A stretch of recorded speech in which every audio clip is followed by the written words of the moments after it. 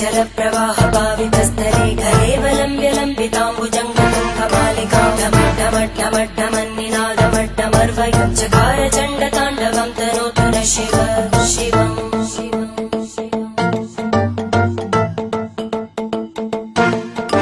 जटाकटाः सम्भ्रमभ्रमन्निलिम्पनिर्जरी विलोलवीचि वल्लरी विराजमानमूर्धनि धगद्धगद्धगज्ज्वलल्ललाटपट्टपावके किशोरचन्द्रशेखरे रतिप्रदक्षिणम्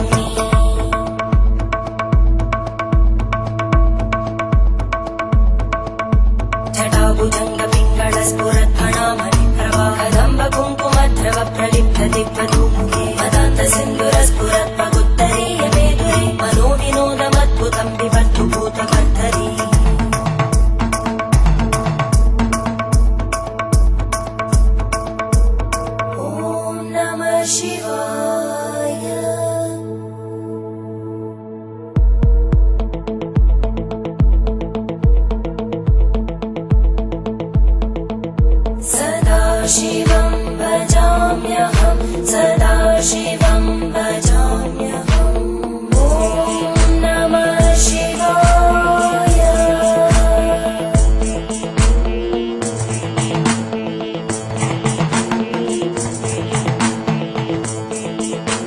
सहस्रलोचन प्रभृत्य शेषलेखशेखर प्रसूलधूलितोरणी विदूसराङ्घ्रिपीठं भुजङ्गराजमालया निबद्धजाटजूटक श्रियै चिराय जायतां चकोरबन्धुशेखर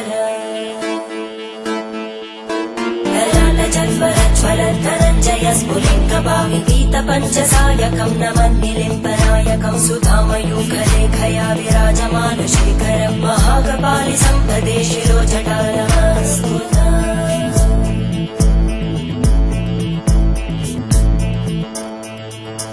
करालभालवट्टिका दगद्धगद्धगज्ज्वलद्धनञ्जयाहुतीकृत प्रचण्ड पञ्चसायके हराधरेन्द्रनन्दिनी कुचाग्रचित्रपत्रकार कल्पनैकशिल्पिनी त्रिलोचने रतिर्ममा नवीनमेघमण्डली निरुद्ध दुर्धरस्फुरद्गूनिशीतिनी तमप्रबन्धबद्धकन्धर निलिम्पनिर्झरीधरस्तनोतु कृत्तिसिन्धुर कलानिधानबन्धुर श्रियं जगद्गुरन्धर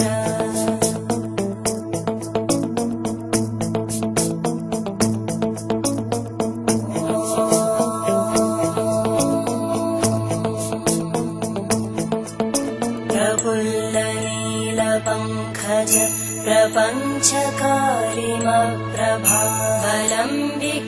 प्रपञ्चकारिमप्रभावलम्बिकण्टकन्दली रुचिप्रबद्धकन्धरं स्मरच्चिदं पुरच्चिदं भवच्चिदं मखच्चिदं गजच्चिदान्धकच्चिदं तमन्तकच्चिदं भजे अखर्व सर्वमङ्गला कलाकदम्बमञ्जरी रसप्रवाहमाधुरी विजृम्भणा मधुव्रतं स्मरान्तकं पुरान्तकं भवान्तकं मखान्तकं गजान्तकान्तकान्तकं तमन्तकान्तकं भजे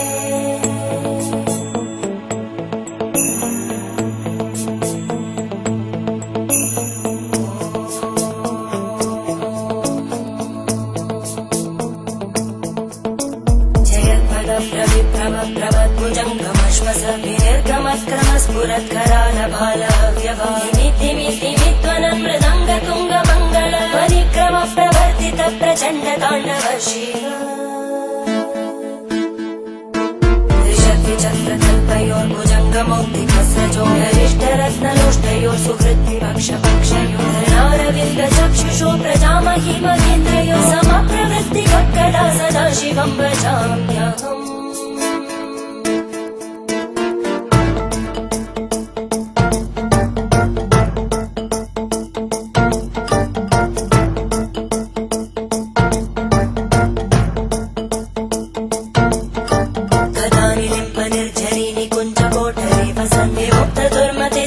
शिरस्तमञ्जलिं वहति लोल लोल लोचनो ललाम बालरत्नका शिवेति मन्त्रमुच्चरन् कदा सुखी भवाम्यहम्